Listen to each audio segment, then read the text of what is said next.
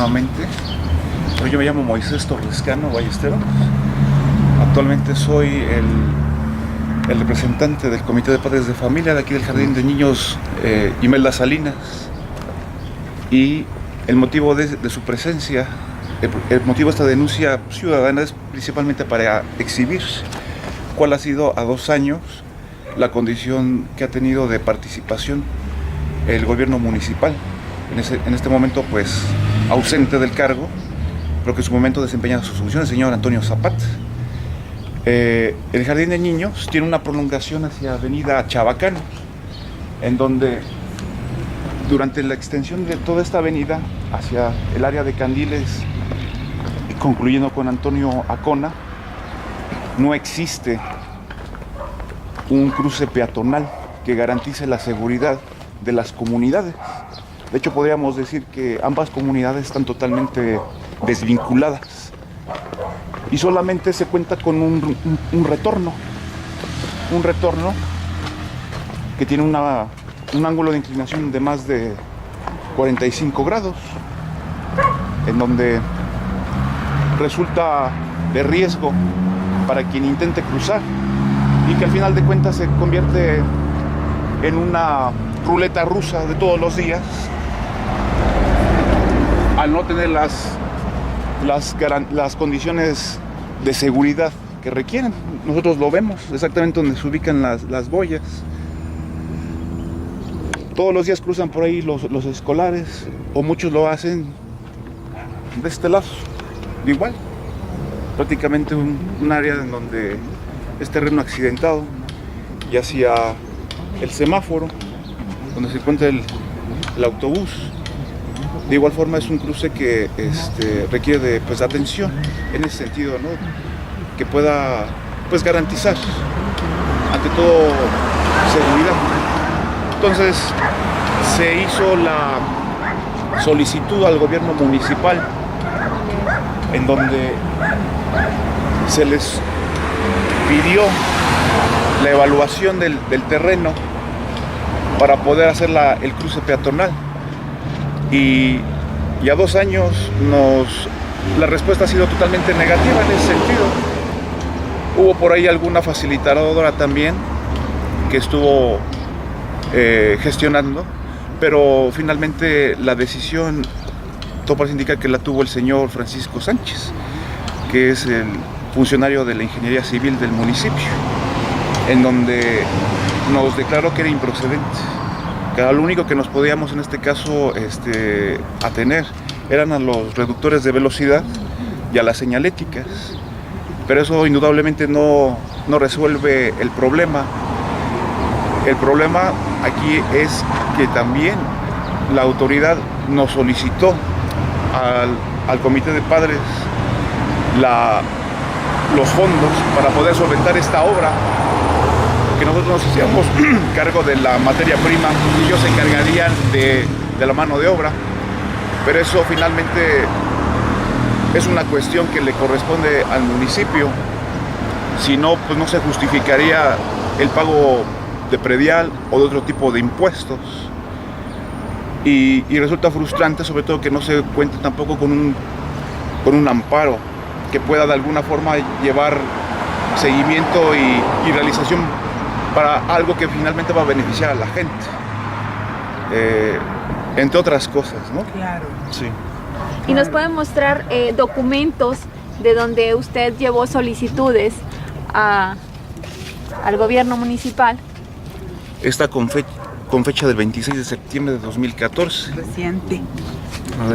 Me pidieron que se redactara nuevamente al original. Yo creo que a lo mejor fue para no herir susceptibilidades, ¿no? En ese sentido. O muchas veces piensan que los ciudadanos no tenemos conocimiento de cómo se puedan de alguna forma establecer marcos legales, o la famosa litis, que es finalmente para quien la pueda interpretar en este caso, ¿no? Entonces, este fue el documento con su matasello, y aquí podemos ver la documentación que se hace del mismo. Esto corresponde a lo que es la avenida Acona, que es esta avenida, y su intersección con Antonio Carranza. Aquí solamente en las partes donde están trazadas se implementaron las denominadas cebras. En este otro punto, metros más adelante, se implementó una señalética, pero originalmente nada de esto existía y lo podemos constatar a través de las fotografías. Estos son los puntos en donde se consideró pudieran implementarse, y las personas que vemos en las imágenes son las personas encargadas de la brigada vial pertenecientes al plantel escolar.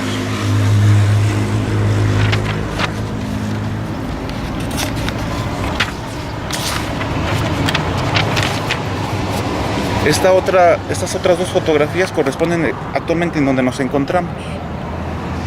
De igual forma, hay dos brigadistas, pero es aquí el punto. ¿Qué seguridad tienen? ¿Qué seguridad tienen? Haciendo un seguimiento de esta misma gráfica, vemos finalmente la prolongación que se tiene. Y en suma, esa es prácticamente nuestra solicitud. Este otro oficio fue el que se le canalizó también al señor Ángel Rangel Nieves, que es secretario de Seguridad Pública y Tránsito Municipal, en donde de igual forma se le vuelve a exponer la problemática y solamente sujetándose a una respuesta de oficio mediante su funcionario, el señor Francisco Sánchez.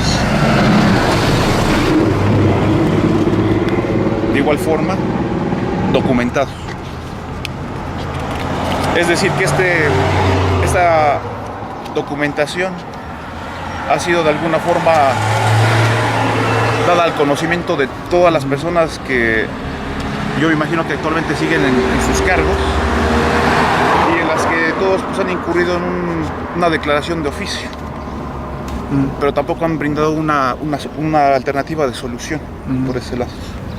Y aquí usted nos muestra la carta que va dirigida al señor Antonio Zapata, presidente municipal de Corregidora, donde le niegan a ustedes rotundamente, como Comité de Padres de Familia, la propuesta que ellos les hicieron de poner ustedes la materia prima y ellos la mano de obra. Así es. Y está documentada con las firmas de todos y cada uno de los padres de familia que tienen a sus hijos aquí. Así en es. el kinder. Así es. Señor, le preguntaba yo hace rato cuál era el costo de la obra. Si usted pudiera decirnos a cuánto asciende. Sí. Miren, el costo se estima aproximadamente entre 36,000 pesos. Un puente peatonal tiene un costo aproximadamente de más de 1,000,000 de pesos. Y en realidad, ¿cuántas personas utilizan los puentes peatonales? Aquí finalmente yo creo que es un tanto la suma de voluntades, pero también de ese ingenio, en donde se podría construir algo que pueda ser funcionable y adecuado para las comunidades principalmente. Bueno, yo nada más le quisiera comentar, como una especie de pregunta y a la vez reflexión.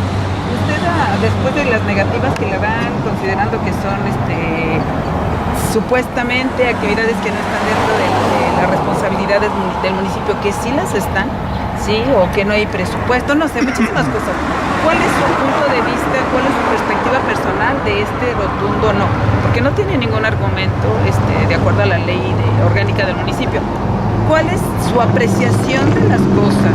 Y tampoco el costo es mucho de lo que ustedes están solicitando. Desde su perspectiva como ciudadano, ¿qué piensa usted que está generando este no? ¿Qué hay más allá del no? Pues yo creo que finalmente volvemos a la condición a la que nos han sumido durante tantos años, en donde lucran con la necesidad de la gente, en donde piensan un sector que la gente no tiene o no desea que tengan la opción de tener un mejor entorno social. No tenemos por qué acostumbrarnos a esto. Eso es muy importante. Hace unos días, la 8 del Financiero fue prácticamente haber exhibido al presidente municipal Zapata en una llamada telefónica en donde se solicitaba un préstamo de aproximadamente 2.5 millones de pesos, argumentando que se encontraba la campaña muy pobre y que requería de más presencia. Yo le digo, señor Zapata, que finalmente, ¿cómo se le puede a usted y a los de su bancada, a los de su partido político, fincar confianza cuando no, finalmente su política social, si es que la tuvo algún momento, está prácticamente exhibida y debe de haber casos todavía mucho más graves en ese sentido? Esto solamente es una muestra. No se puede de alguna forma fincar confianza para alguien que actúa con total deshonestidad y que se maneja faraónicamente con el gasto público de la gente. Realizar o peticionar un préstamo a tesorería, eso yo creo que implicaría una severa investigación y sobre todo que inclusive por vergüenza y un poco de dignidad, si es que la conoce o la tiene, debía de renunciar a sus pretensiones políticas, señor, porque usted solamente quiere hacer parte de sus condiciones personales, quiere hacer prácticamente un harem, que esto jamás muera, una condición vitalicia, y eso no es permisible ya en la actualidad, señor, y para los que sean de su partido político y para quien sean más. Esto finalmente se tiene que frenar y yo invito a la gente que a partir de estas condiciones los exhiban, no sean conformistas, salgan de su zona de confort y realmente apoyen las plataformas políticas, sociales, que tengan y hagan tener una integración social para todos. Pues, ¿qué le puedo decir? Que es a lo que nosotros aspiramos en Morena, precisamente a que la gente no se acostumbre a lo que han querido acostumbrarla, agachar la cabeza y cargar con las decisiones corruptas de los que nos quieran representar. Yo lo felicito porque es consciente, participa, sobre todo participación. Y pues en lo que a nosotros corresponde, pues aquí estamos. Sabemos las necesidades generales, pero cada zona tiene su particularidad y va encontrando uno muchísimas cosas más de las que uno se pudiera imaginar. Esto es terrible porque es la vida diaria, es lo cotidiano. Gracias. ¿Algún otro comentario que quisiera usted hacer? No, yo espero esto que quede en antecedente finalmente, quede en antecedente y que realmente la gente se dé cuenta de si ya perdió también esa facultad o esa fuerza por seguir de alguna forma queriendo demostrar que las condiciones sociales de nuestras comunidades, de nuestros municipios, del propio estado, valgan, que permanezcan como están o que si merecemos tener otro mejor nivel de vida. Yo opto por eso. Es un derecho. Es un derecho, señor constitucional, una vida digna. Muy bien.